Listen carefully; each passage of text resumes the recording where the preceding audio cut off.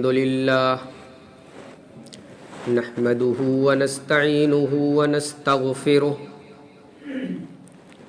ونعوذ بالله من شرور أنفسنا وسيئات أعمالنا من يهده الله فلا مضل له ومن يضلل فلا هادي له وأشهد أن لا إله إلا الله وحده لا شريك له وأشهد أن محمدا عبده ورسوله يا أيها الذين آمنوا اتقوا الله حق تقاته ولا تموتن إلا وأنتم مسلمون يا أيها الناس اتقوا ربكم الذي خلقكم من نفس واحدة وخلق منها زوجها وبث منهما رجالا كثيرا ونساء واتقوا الله الذي تساءلون به والأرحام إن الله كان عليكم رقيبا يا أيها الذين آمنوا اتقوا الله وقولوا قولا سديدا يصلح لكم أعمالكم ويغفر لكم ذنوبكم ومن يطع الله ورسوله فقد فاز فوزا عظيما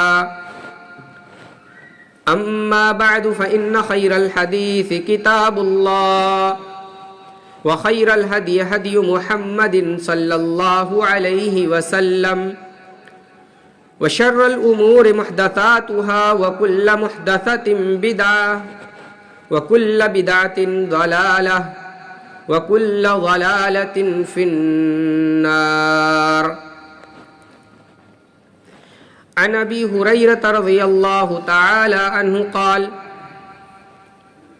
قال رسول الله صلى الله عليه وسلم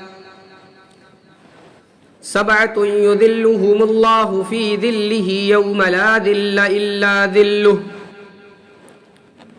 الإمام العادل شاب نشأ في عبادة الله ورجل قلبه معلق بالمساجد ورجلان تحابا في الله اجتمعا عليه وتفرقا عليه ورجل دعته امرأة ذات منصب وجمال فقال إني أخاف الله ورجل تصدق بصدقة فأخفاها حتى لا تعلم شماله ما تنفق يمينه ورجل ذكر الله خاليا ففاضت عيناه متفق علیہ. رب اشرح لی صدری ویسر لی امری واحلل عقدۃ من لسانی یفقہوا قولی رب زدنی علما. محترم حاضرین جمعہ، اسلامی بھائیوں، بزرگوں، نوجوان ساتھیوں، اسلامی ماؤں اور بہنوں، ہم اور آپ اس دنیا میں زندگی گزارنے کے لیے تمام تر سہولیات کو اختیار کرتے ہیں اور ان سہولیات سے فائدہ اٹھا کر ہم پرسکون زندگی گزارتے ہیں. یہ دنیا اور اس کی زندگی ایک عارضی زندگی ہے جس میں چند دن، چند سال رہ کر کے پھر اللہ رب العزت والجلال کے یہاں جانا ہے. اس کے باوجود ہم دنیا کی ہر سہولیات کو مہیا کرتے ہیں اور اسی سہولیات کو اکٹھا کرنے میں ہم اپنی زندگی کے آخری مرحلے تک پہنچ جاتے ہیں. لیکن ہم یہ نہیں دیکھتے اور یہ نہیں سوچتے کہ جو اخروی زندگی ہے، جو ہمیشگی والی زندگی ہے، اس زندگی میں جن چیزوں سے فائدہ اٹھایا جائے گا اور جو چیز ہمارے کام آنے والی ہے، کیا کبھی ان میں ہم نے اپنی محنت صرف کی، ہم نے لگن دکھائی، جوش و خروش دکھایا، اور اس زندگی کی تیاری کے لیے کبھی ہم سنجیدہ ہوئے؟ جواب ہوگا کہ ایسا نہیں ہے۔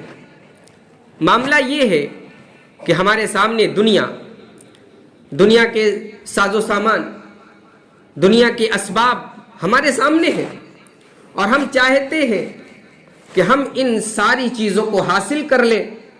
آخرت میں کیا ہوگا اسے بعد میں دیکھا جائے گا۔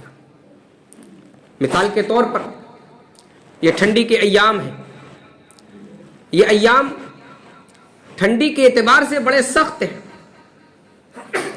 ہر شخص ٹھنڈی سے ہار چکا ہے۔ ٹھنڈی سے بچنے کے لیے بہت ساری سہولیات ہیں۔ کوئی ہیٹر کا استعمال کر رہا ہے، کوئی آگ کا استعمال کر رہا ہے، کوئی کوئلے کا استعمال کر رہا ہے۔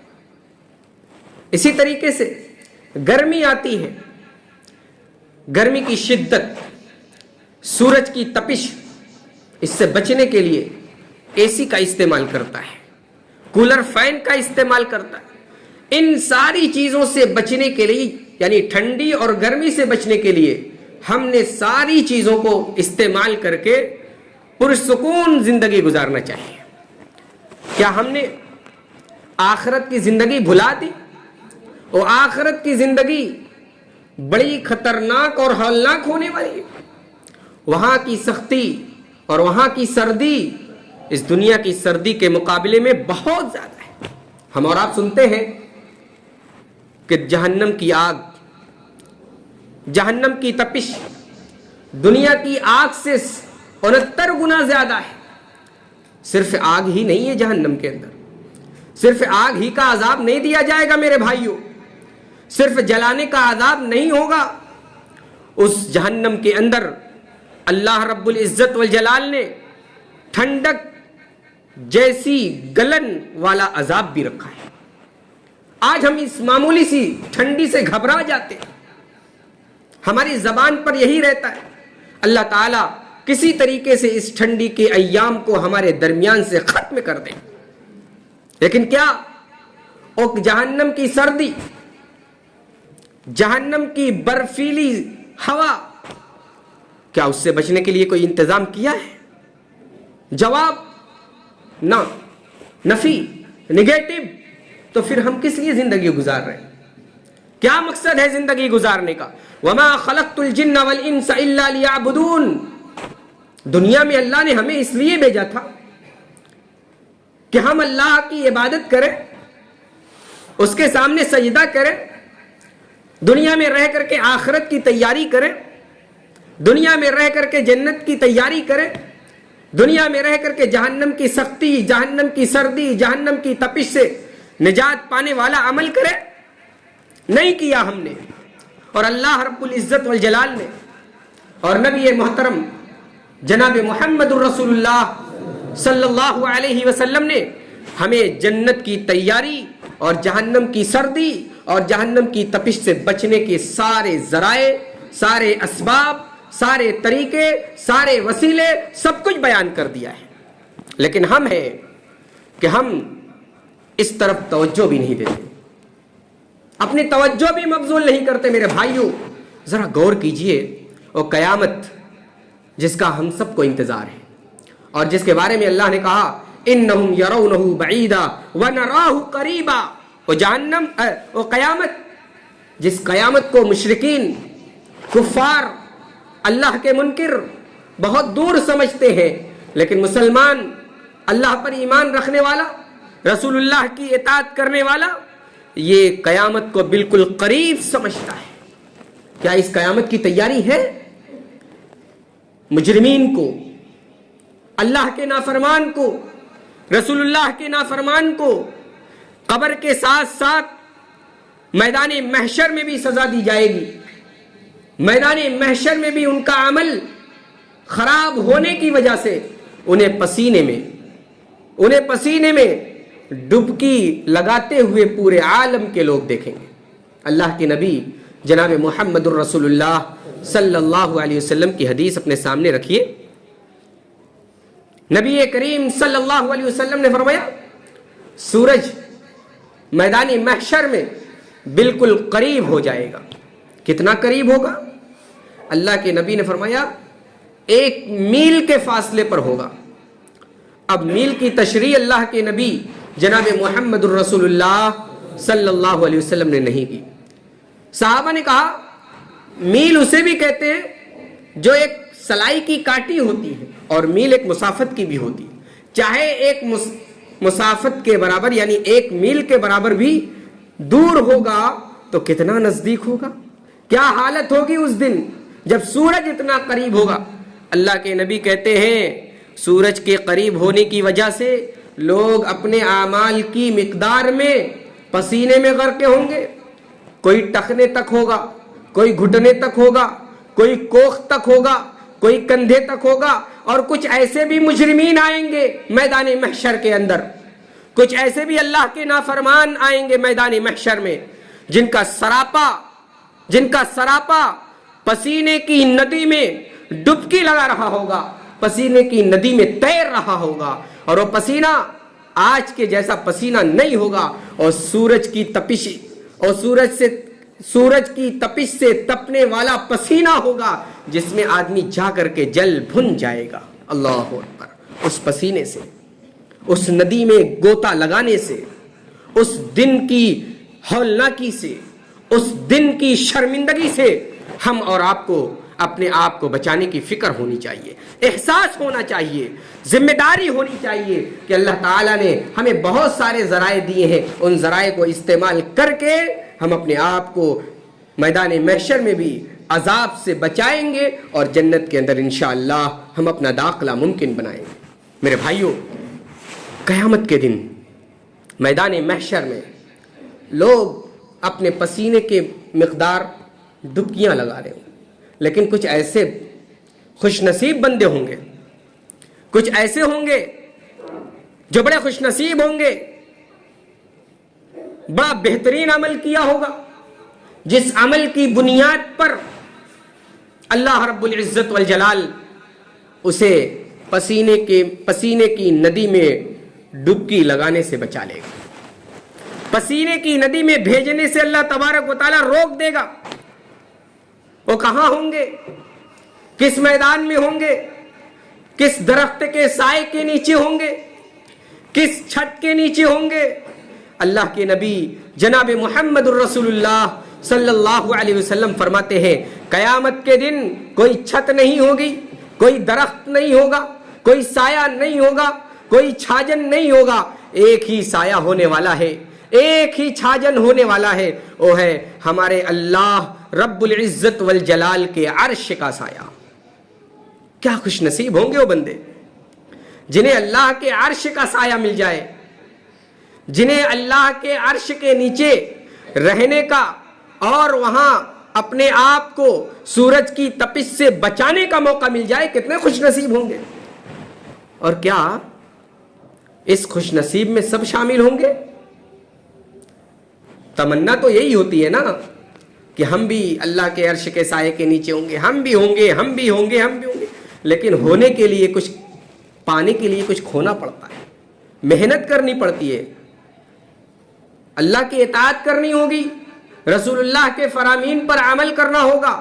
میں نے جو حدیث خطبہ مسنونہ کے بعد پڑھی ہے، اس حدیث کے اندر اللہ کے نبی جناب محمد الرسول اللہ صلی اللہ علیہ وسلم نے انہی خوش نصیبوں کا تذکرہ کیا ہے جن کو اللہ اپنے عرش کا سایہ دینے والا ہے، جنہیں اللہ تعالیٰ اپنے عرش کے نیچے بلانے والا ہے، جنہیں قیامت کی تپش سے اور قیامت کے پسینے سے اور پسینے کی ندی میں ڈبکی لگانے سے بچا کر کے عرش کے نیچے داخل کرنے والا ہے۔ کون لوگ ہیں؟ ذرا غور کیجئے گا۔ اللہ کے نبی فرماتے ہیں پہلا وہ شخص جنہیں اللہ کے نبی نے فرمایا امام عادل، عدل کرنے والا امام۔ اس بات پر غور کیجئے گا ذرا، امام عادل، عدل کرنے والا امام۔ امام سے مراد امام سے مراد اگر اسلامی حکومت ہے تو وزیر اعظم، بادشاہ، اور وہ لوگ بھی اس امام عادل کے اندر داخل ہوتے ہیں جنہیں فیصلہ کرنے کی اتھارٹی ہے۔ اگر 10 آدمی کے درمیان مجھے فیصلہ کرنے کے لیے بیٹھا دیا گیا تو میں بھی اسی امام عادل میں شامل ہو جاؤں گا، کیونکہ مجھے بھی فیصلہ کرنے کی اتھارٹی ہے، فیصلہ کرنے کا حق ہے۔ اللہ کے نبی فرماتے ہیں امام عادل، عدل کرنے والا امام قیامت کے دن عرش کے سائے کے نیچے ہوگا۔ اب یہ بڑی ٹیڑھی کھیر ہے عدل کرنے والی چیز۔ آج ذرا اپنے معاشرے پر، اپنے ماحول پر غور کیا جائے تو آج 99% فیصلے غیر منصفانہ اور غیر عادلانہ ہوا کرتے ہیں۔ کیسے بتاؤں؟ ایک طرف عبداللہ اور عبد الرحمن ہیں، دوسری طرف زید، بکر، عمر اور بہت سارے لوگ ہیں۔ اب فیصلہ کرنے والا جب فیصلہ کرنے کے لیے آتا ہے تو پہلے تولتا ہے اپنے ترازو پر، اپنے کانٹے پر عبداللہ اور عبد الرحمن کو رکھتا ہے، اور زید، بکر، عمر، عمر، حارث سب کو رکھتا ہے۔ اب دیکھتا ہے کس کا پلڑا بھاری ہے، کون بھاری لوگ ہیں۔ اب اپنے فیصلے کو ان کی طرف پھیر دیتا ہے جن کی طرف تعداد زیادہ ہوتی ہے، جن کی طرف لوگ زیادہ ہوتے ہیں، اس لیے کہ ان کے پیٹ کا بھی تو مسئلہ ہے، ان کی عزت کا بھی تو مسئلہ ہے، اور بہت سارے مسئلے ہیں۔ وہ عبداللہ، عبد الرحمن اگر حق پر ہے پھر بھی ان کو دبا دیا جاتا ہے، وہ کمزور ہیں، وہ بیچارے کمزور ہیں، ان کا کوئی ساتھ دینے والا نہیں، اور ادھر سب ہے۔ اس لیے فیصلہ ابھی نہیں، اکثریت کے حق میں کیا جائے گا۔ ذرا قرآن اور حدیث سے اپنی اس بات کو ہم مزین کر لیتے ہیں کہ حق کا فیصلہ اور ناحق کا فیصلہ کرنے والے کیسے لوگ ہیں۔ حق کا فیصلہ کرنا سب کے بس کی بات نہیں ہے۔ قرآن کریم سورہ صاد، جس کے اندر اللہ تعالیٰ نے حضرت داؤد علیہ السلام کا تذکرہ کیا، اللہ فرماتا ہے یا داؤد انا جعلناک خلیفۃ فی الارض فاحکم بین الناس بالحق ولا تتبع الہوی فیضلک عن سبیل اللہ۔ اے داؤد علیہ السلام، ہم نے آپ کو روئے زمین کے اندر خلیفہ بنا دیا ہے، ہم نے روئے زمین کے اوپر اپنا جانشین بنا دیا ہے۔ فاحکم بین الناس بالحق،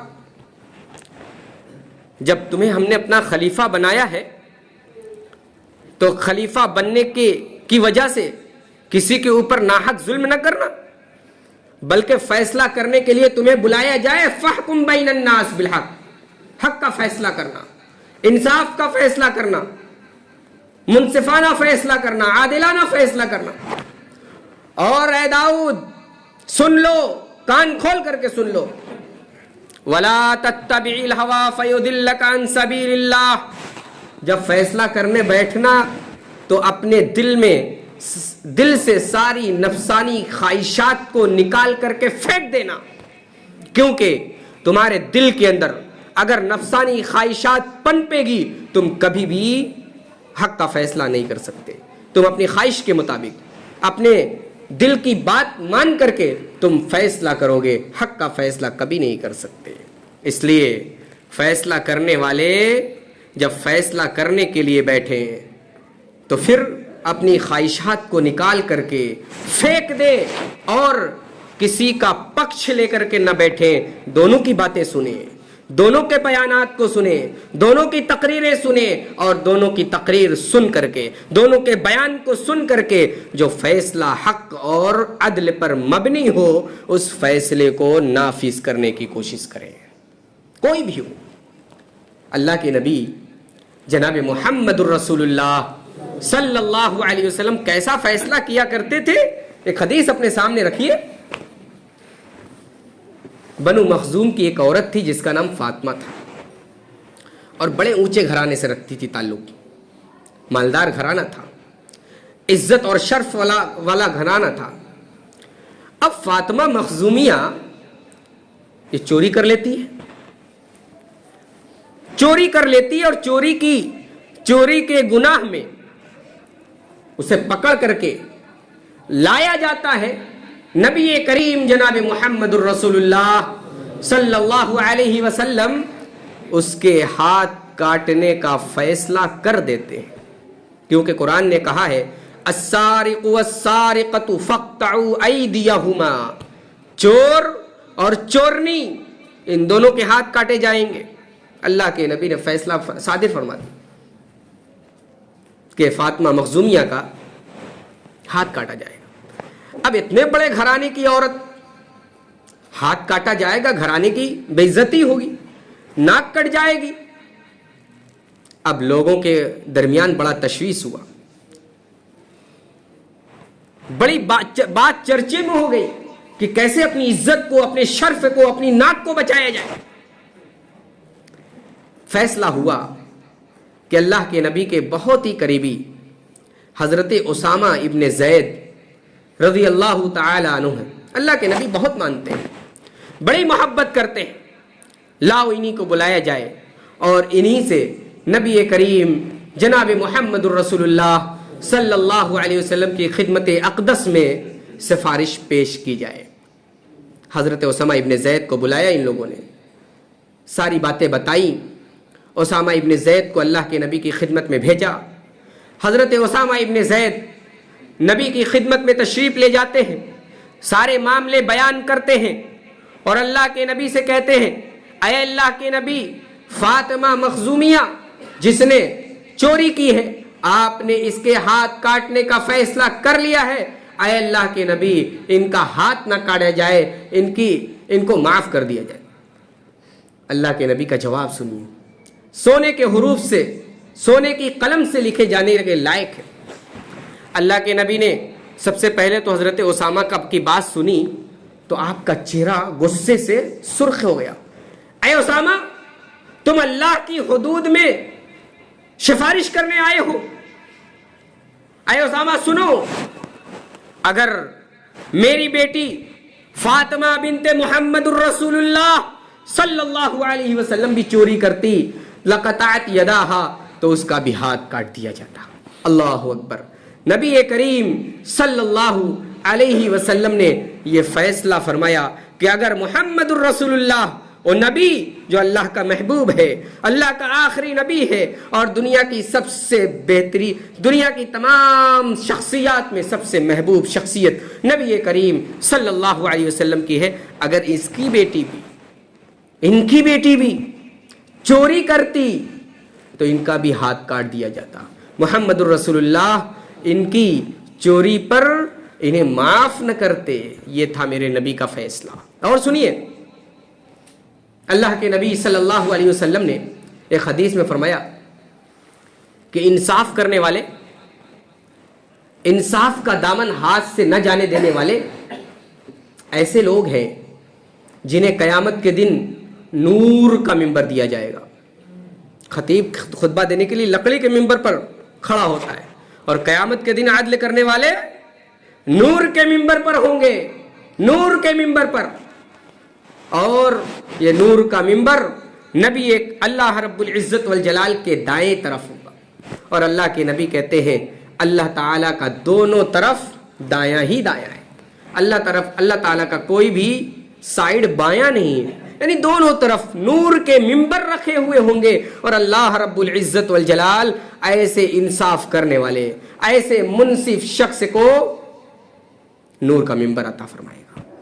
تو میرے بھائیوں، فیصلہ کرنے کی اتھارٹی دی جائے، فیصلہ کرنے والا بنا کر کے آپ کو لوگوں کے درمیان بھیجا جائے، تو آپ فیصلہ کیجئے، انصاف پر فیصلہ کیجئے، غیر منصفانہ اور غیر عادلانہ فیصلہ کر کے آپ اپنی آخرت کو برباد نہ کیجئے، اپنی آخرت کو تباہ اور برباد نہ کیجئے۔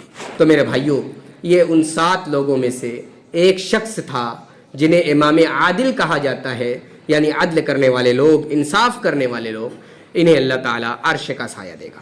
دوسرا، وہ نوجوان جس نے اپنی جوانی کو اللہ کی عبادت میں گزارا۔ تیسرا، وہ شخص جس کا دل مسجد سے ہمیشہ لگا ہوا ہوتا ہے۔ آج جاڑے کا دن ہے، آج تو جو 8 مہینہ 10 مہینہ نماز پڑھتے تھے ان کا دل بھی اب مسجد سے ٹوٹ گیا ہے، وہ بھی مسجد نہیں آتے بیچارے، کہتے ہیں 2 مہینے کے بعد اب جاڑا ختم ہو جائے گا، سردی ختم ہو جائے گی، تب ہم نماز کے لیے آئیں گے۔ وَرَجُلٌ قَلْبُهُ مُعَلَّقٌ بِالْمَسَاجِدِ، آئیے نماز پڑھنے کے لیے اور اپنا دل مسجد میں چھوڑ کر کے جائیے۔ ایسے شخص کا کل قیامت کے دن حشر یہ ہوگا کہ اللہ تعالیٰ اپنے عرش کا سایہ دے گا۔ وہ 2 شخص جس نے اللہ کے لیے محبت کی ہے اور اس محبت میں اکٹھے ہوئے ہیں اور اللہ ہی کے لیے جدائی اختیار کی ہے۔ ایک ایسا شخص بھی اللہ کے عرش کے سائے کے نیچے ہوگا جس کے سامنے برائی کرنے کے سارے آلات، برائی کرنے کی ساری چیزیں موجود ہیں، برائی کر سکتا ہے لیکن اس برائی کو اللہ کے خوف سے چھوڑتا ہے، اللہ تعالیٰ اس کو عرش کا سایہ دے گا۔ حضرت یوسف علیہ السلام کی مثال موجود ہے اور غار والوں کا واقعہ بھی موجود ہے، جس میں ایک شخص نے کہا کہ میں اپنی چچا زاد بہن سے بہت محبت کرتا تھا اور میں نے صرف برائی کرنا اس لیے چھوڑ دیا کہ اس نے کہا انی اخاف اللہ، اس عورت نے کہا کہ میں اللہ سے ڈرتی ہوں۔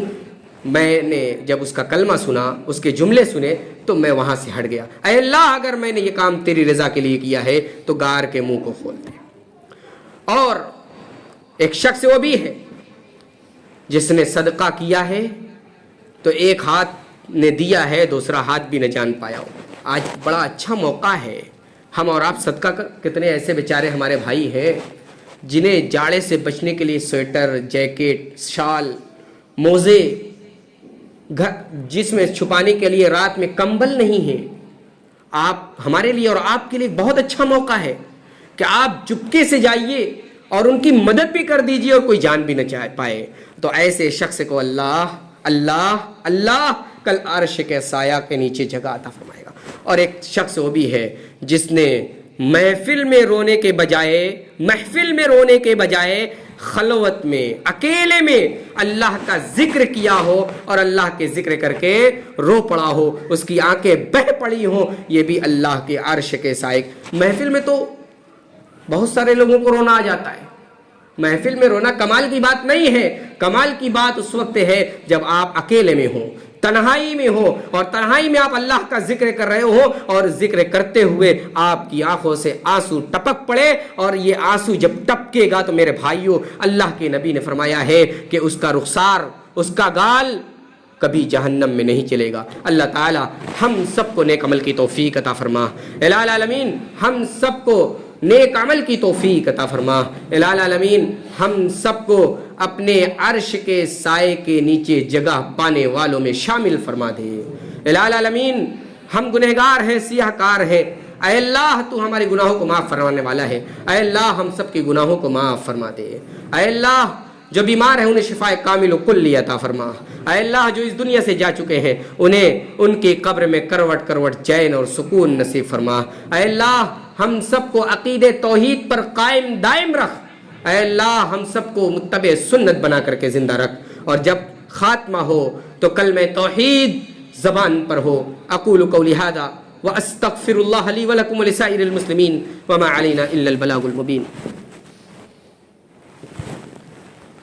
الحمد لله الذي هدانا لهذا وما كنا لنهتدي لولا أن هدانا الله أشهد أن لا إله إلا الله وأن محمدا عبده ورسوله أما بعد أعوذ بالله من الشيطان الرجيم بسم الله الرحمن الرحيم إن الله وملائكته يصلون على النبي يا أيها الذين آمنوا صلوا عليه وسلموا تسليما اللهم صل على محمد وعلى آل محمد كما صليت على إبراهيم وعلى آل إبراهيم إنك حميد مجيد اللهم بارك على محمد وعلى آل محمد كما باركت على إبراهيم وعلى آل إبراهيم إنك حميد مجيد سبحان ربك رب العزة عما يصفون وسلام على المرسلين والحمد لله رب العالمين۔